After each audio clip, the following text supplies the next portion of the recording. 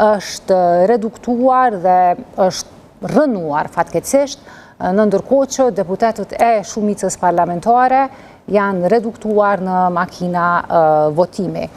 Është për të ardhur keq po ashtu kur e sheh një subjekt politik që tani 3 herë fiton një numër të madh të votave në zgjedhjet parlamentare në Republikën e Kosovës, ta shoh dhe të negocioj, ose s'paku të synoj të negocioj për konstituimin e kuvendit dhe institucioneve të Republikës së Kosovës, sikur të flitet për një vend pune. Presidenti nuk është një vend pune. Ashtu po e trajtojnë? Fatkeqësisht ashtu, sepse presidenti, zgjedhja e presidentit, dhe kjo duhet thënë shumë qartë, i garanton lëvizjes vetëvendosje mandat 4 vjeçar. I garanton. Pa pasur president, pa pasur president, sigurisht që afateve kushtetuese shkohet në zgjedhje të reja. Dhe është e frikshme, është tmerruese se si synohet të reduktohet çështja e zgjedhjes së presidentit në një vend pune. Ne nuk po shkojmë për të negociuar për ta bërë dikën president. Se ajo do të ishte reduktim deri në banalitet i zyrës së presidentit, po edhe vetë funksionimit demokratik të institucioneve të Republikës së Kosovës. Ne kemi shkuar në takim, kemi qenë të hapur të dëgjojmë, mirë po nuk kemi shkuar në takim për të negociuar një vend pune, po për të biseduar për parimet, si do duket Kosova në 4 vitet e ardhshme. Sa ka pasur hapësirë nuk ka pas asnjë lloj hapësire për të diskutuar, nuk ka pasur. Çka mund na zbuloni nga takimi? Po nuk do doja të kisha diçka ekskluzive, substanciale, do me thënë se për të shpalosur, por nuk ka. Ka qenë një déjà vu e takimeve që kanë qenë më herët, madje do thoja që ka pas edhe kthim brapa në atë që do të mund të quaj nësoj za ofertë. Kthim brapa, po tash thuhet qeverinë e bëjmë vetë, kuvendin e bëjmë vetë, po hajde ta bëjmë një president bashkarisht. Në ndërkohë që më herët është thënë që presidenti, ose s'paku nominalisht është thënë ashtu, se më pasu pa që as ajo nuk ishte ofertë e sinqertë, të propozohet nga opozita. Kosova i ka punë të keq Adriatik dhe këtar nuk po e thëmë... Kësaj radhe fare s'është hyrë në... Së paku jo me kryetarin e Partisë Demokratike të Kosovës. Po çka është diskutuar, nëse s'është diskutuar për takimi nuk ka zgjatë shumë. A qenë me shkurt se sa dhe të tjere që janë bajtur me jetë? Nuk ka qenë takimi gjatë, tash do të pas parasysh që ka dhe një lloj kurtuazie, disa minuta shkojnë në këmbime jo formale, mirë po nuk ka pas asnjë lloj... Për çështje substanciale, pak fare është. Pak fare dhe dëgjoj kryetari Hamza është një politikan me përvojë, ka marrë pjesë në negociata shumë më të mëdha e më të rëndësishme se sa një takim me zotin Kurti, ka qenë edhe pjesë e delegacionit Vjenës, procesit që ka sjell pavarësinë e Kosovës, dhe e nuhat që nuk ka asnjë lloj si themi disponimi nga ana e Albin Kurtit për të krijuar stabilitet institucional, së paku jo me Partinë Demokratike të Kosovës. Që i bie në një farforme vetë zoti Kurti ka mbyllur derën për çfarë do bashkëpunimi për PDK-n dhe Joana Sella. Zoti Kurti kërkon nga PDK-ja në nënshtrim.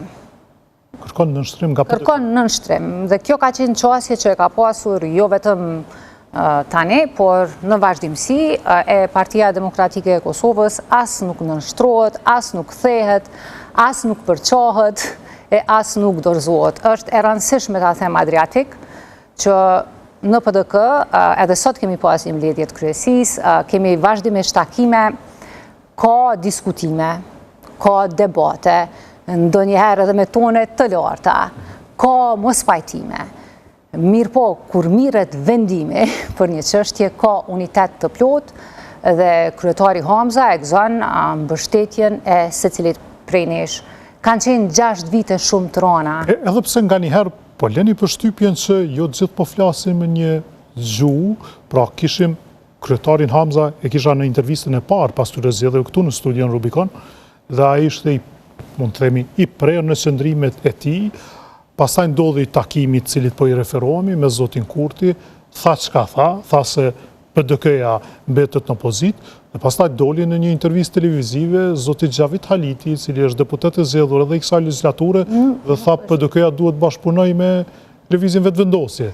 Dhe ne asnjëherë, as sot, e as më herët, e as në leadershipin e zotit Krasniqi, e as zotit Hoxha, e as Veseli e Thaçi, nuk e kemi ngulfatur debatin e brendshëm dhe ka ndodhë jo një herë, ka ndodhë shpesh herë. Por nuk e bëri atë në forumet brendshme, e bëri në intervistë televizive dhe zoti Xhavit Haliti shihet si me peshë, edhe ka historinë në PDK dhe në përpjekjet për sirën Kosovës. Themelust e Partisë Demokratike të Kosovës, por vendimet i merë kryesia dhe këshilli drejtues i PDK-s. Deri në momentin kur të mirët vendimi, gjithmonë ka debate, gjithmonë ka diskutime, shqyqër që jemi kështu. Unë jam krenare që në PDK vazhdimisht ka diskutim, vazhdimisht ka debat. Është interesant, presin nga ne edhe kam prit tash 6 vite, Adriatik. Kundërshtarët e Partisë Demokratike të Kosovës kanë prit qarje, kanë prit përplasje, kanë qenë 6 vite shumë trona. Unë nuk e di a ka ndonjë subjekt politik tjetër në Kosovë që kish mujt me i përballu sfidave në për cilat ne kemi kalu si subjekt politik këto 6 vite. Kemi ecë në për teht shpatës, kanë qenë vite të rona, vite të mundimshme. Liderët historik të PDK-s, themelus të PDK-s janë në Hagë duke u përballë me një proces të cilit fatmirësisht tani po i vjen fundi, po ka qenë një proces shumë i ranë. Dhe ai proces atje nuk do duhet ishte barë një subjekti politik, do duhet të ishte barë edhe përgjegjësi e shtetit, sepse ata në Hagë nuk janë si lider as politik, as partijak, ata atje janë si themelues dhe bartës të luftës tonë çlirimtare. Fatkeqësisht ka pas mbështetje minimale nga ana e institucioneve të Republikës së Kosovës dhe kjo mbështetje kryesisht është reduktuar në një ndihmë financiare e cila as përafërsisht nuk i ka mbuluar kostot e larta të mbrojtjes për liderët tonë, e në ndërkohë që ka pas zero angazhim politik, diplomatik, në mbrojtje të krerëve tonë, për fat tonin të mirë si këmbë, kryeministri Edi Rama nga Shqipëria e ka marrë mbi vete edhe këtë barë, edhe ka po një përshkutje. Çka s'ka bërë kryeministri Kosovës, ka bërë kryeministri Shqipërisë? Atë që do të duhet ta bënte edhe kryeministri Kosovës.